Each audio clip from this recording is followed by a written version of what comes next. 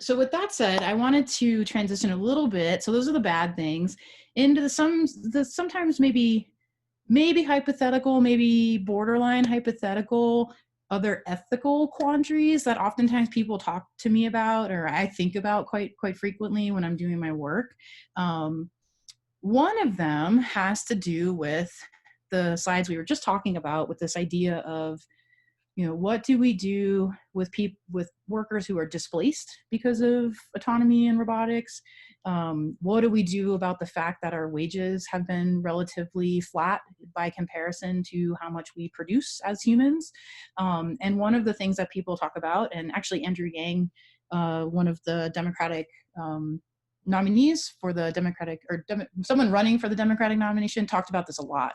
And that is the idea of having a universal basic income.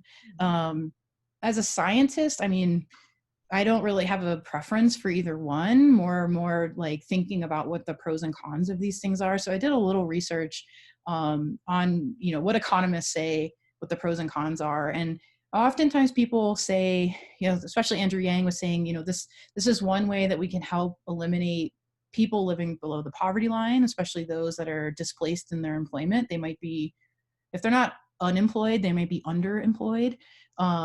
It might also just redistribute kind of the benefits of all this technology back to the individual workers, or more equally.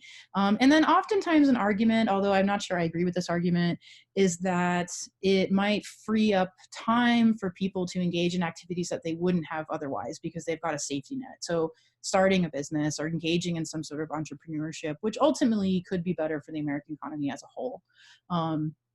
On the other hand, some of the cons that people talk about are that, it could disincentivize people's productivity and work because they realize, like, I have this money waiting for me at home, could lead to some artificial inflation. And then there's oftentimes the question of, like, okay, well, where do governments get the money to redistribute to people? Where does that come from? And is it stable? Like right now, I'd argue it's probably not stable. So there are some pilot tests of this happening all over the world, even here in the US. So in Alaska, they've got the, I lost the name of it.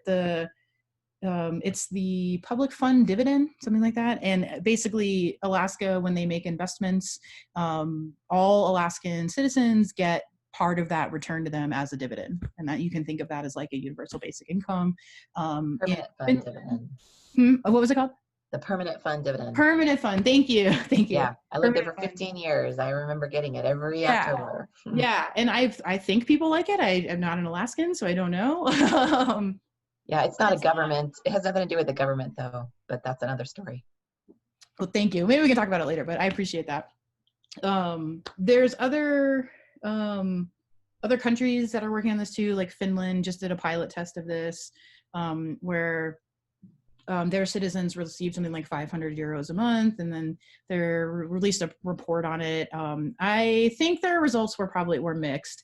And then the Netherlands is also doing an experiment on this, I think soon. So they are experimenting with, I think their citizens, it's only in a few cities too, their citizens will get something like 900 euros a month, but half of them are required to volunteer, the other half just get it. So I don't know what the results of their experiment will be, but there are other countries that are thinking about this too.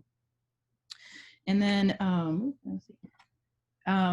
this one is really interesting. It's kind of near and dear to my heart because I really like autonomous cars, but there have definitely been some problems with them, especially the Tesla. So my research friends and I talk a lot about Tesla, and autonomous cars have a lot of issues. So there's been recent reports that autonomous cars like the Tesla, this one was actually done with the Tesla, can easily be hacked, right?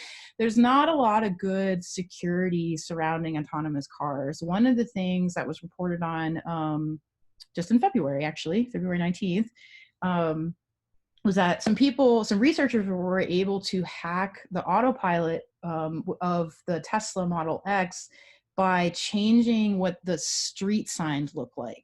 So this is a street sign that reads 35 miles an hour.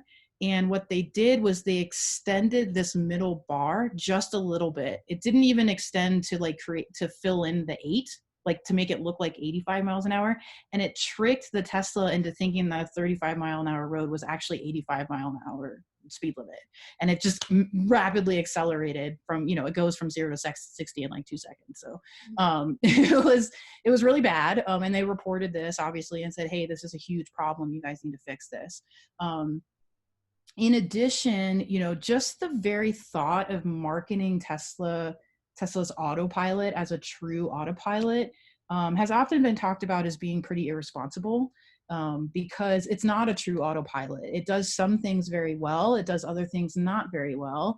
And we know, as human factors researchers, especially because we've studied this since we began as a science, after like 50 years of research in autonomy, especially autonomy that was developed in cockpits when that became common in airplanes, that you can't really rely on people to be monitors of automation.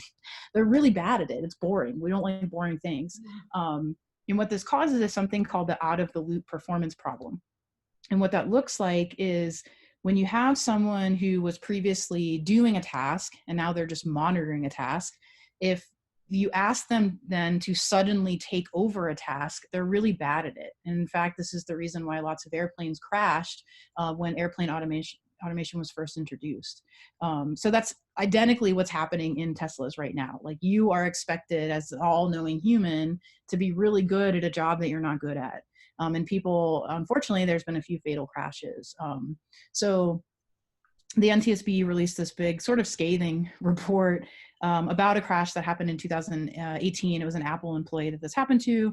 And basically, Tesla oftentimes wants to blame the driver. It's a human error.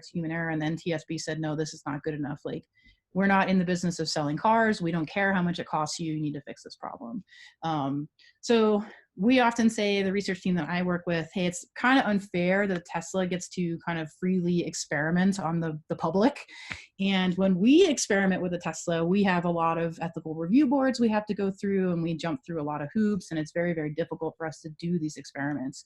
So on this slide is the Tesla Model X that we have at the Air Force Academy in our research center.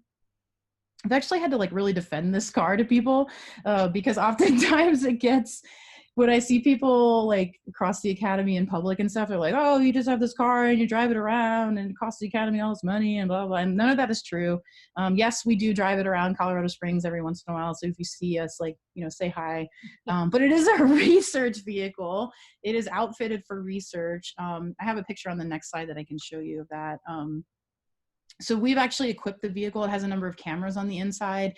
And when people are driving around, they wear a headset that tracks their eye movements. So this is actually a picture of eye tracking data acquired from the vehicle. And what we were studying was how people monitor the automation when they're engaged in the autonomous parking that the car can do. And what we saw is that in early trials, when people would engage the auto park, they were very much monitoring this like big center console, which shows you the back of the car, like whether or not the car is going to run into something. But as they did the task a few times, they switched their gaze to the center console, which is like, the regular controls of the car, its speed and those sorts of things. And what that implies to us is that, as you use it, you're more trusting in the automation and you do less monitoring. So again, if Tesla is expecting you to be this great continuous monitor, we know from a lot of research that people just don't do that. That's not something they do. And it actually gets worse with experience, not better.